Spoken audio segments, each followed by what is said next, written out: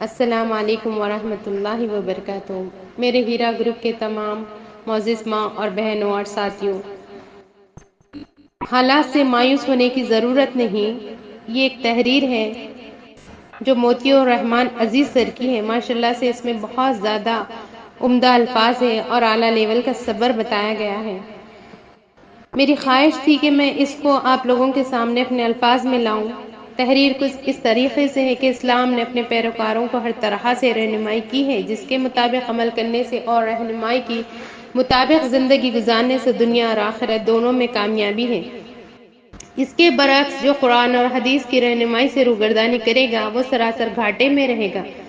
جناب رسول صلی اللہ علیہ وسلم نے فرمایا کہ تم اس وقت تک گمراہ نہیں ہوں گے جب تک کہ تم کتاب اور سنت کو مضبوطی سے تھامے رہو گے۔ قرآن و حدیث کو مضبوطی سے تھامے رہنے کا مطلب یہ ہے کہ اسلام نے جس چیز سے منع کیا ہے اس سے باز رہا جائے اور جس چیز کو کرنے کا حکم دیا ہے اس کے مطابق زندگی گزاری جائے۔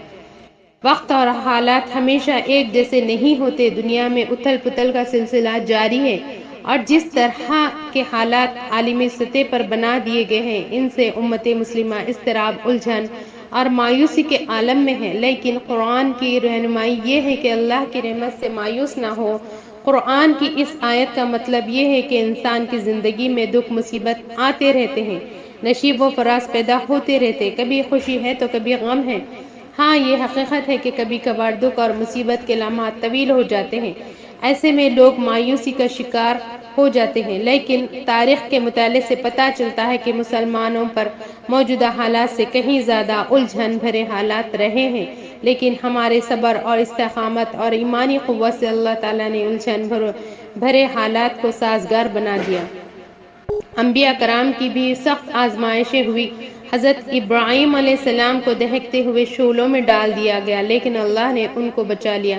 حضرت یونس علیہ السلام کی زبردست آزمائش ہوئی لیکن اس سخت آزمائش سے اللہ تعالیٰ نے نجات دے دی، اور یہ یونس علیہ السلام کی دعاؤں کا اثر تھا۔ جناب رسول صلی اللہ علیہ وسلم کے کتنے مصائب اٹھائے، کتنی سختیاں برداشت کی، لیکن اللہ تعالیٰ نے ان سب مصائب کو سکھ میں بدل دیا، اور یہ سب اللہ تعالیٰ کے احکام کے صحیح معنوں میں پیروی کا نتیجہ تھا۔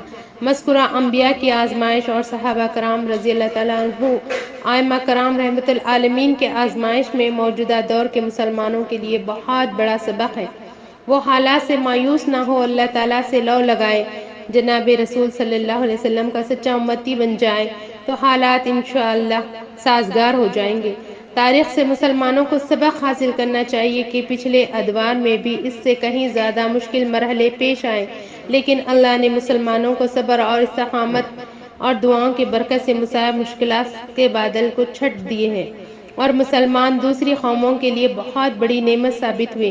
آج ہم بھی اس دور میں بھی دوسری قوموں کے لیے بہت بڑی نعمت ثابت ہو سکتے ہیں۔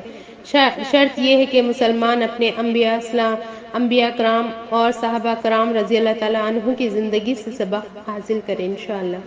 میں آپ لوگوں کو سب سے یہ بات کہنا چاہتی ہوں کہ یہ جو کمپنی ہے ہیرا گروپ آف کمپنی، انشاءاللہ آنے والے وقت میں ہمارے آنے والی نسلوں کے لیے بہت زیادہ کارساز ہوگی اور آنے والی نسلوں کے لیے ایک بہت بڑی مددگار کمپنی ثابت ہوگی۔ ہماری آپا ڈاکٹر نوائرہ شیخ انشاءاللہ ایک امانت دار ہیں، اور انشاءاللہ وہ جلد سے جلد ہماری امانتوں کو ادائیگی کر کے امانت دار ثابت ہو جائیں گے انشاءاللہ۔ ہر حالت میں انہوں نے سیٹلمنٹ کیا ہے، کبھی گولڈ کی صورت میں، کبھی اماؤنٹ کی صورت میں، آج الحمدللہ اب وہ زمینوں پہ سیٹلمنٹ کریے، انشاءاللہ اللہ تعالیٰ ان کو بھرپور کامیابی عطا کریں گا۔ آپ لوگوں کے سامنے میں سورہ بقرہ آیت نمبر 155 کی ایک آیت کہنا چاہتی ہوں، جو اللہ نے ہمیں کہا ہے کہ صبر اور استقامت سے کام لیا جائے۔ اللہ تعالیٰ بے شک مومن بندوں کی آزمائش اسی طریقے سے کرتے ہیں۔ سورہ بقرہ آیت نمبر 155، اور ہم ضرور تمہیں آزمائیں گے، کچھ خوف اور بھوک سے، اور کچھ مالوں اور جانوں سے، اور پھلوں کے نقصان سے۔ صبر کرنے والوں کے لیے خوشخبری ہے۔ انشاءاللہ ثم انشاءاللہ ہمارے لیے بھی ہیرا گروپ سے خوشخبری آئیں گے، ضرور آئیں گے انشاءاللہ۔ تب تک ہم تمام صبر اور استقامت سے رہیں گے اور ضرور ہیرا گروپ کے حق میں دعا کریں گے۔ ٹھیک ہے، جزاکم اللہ، السلام علیکم ورحمۃ اللہ وبرکاتہ۔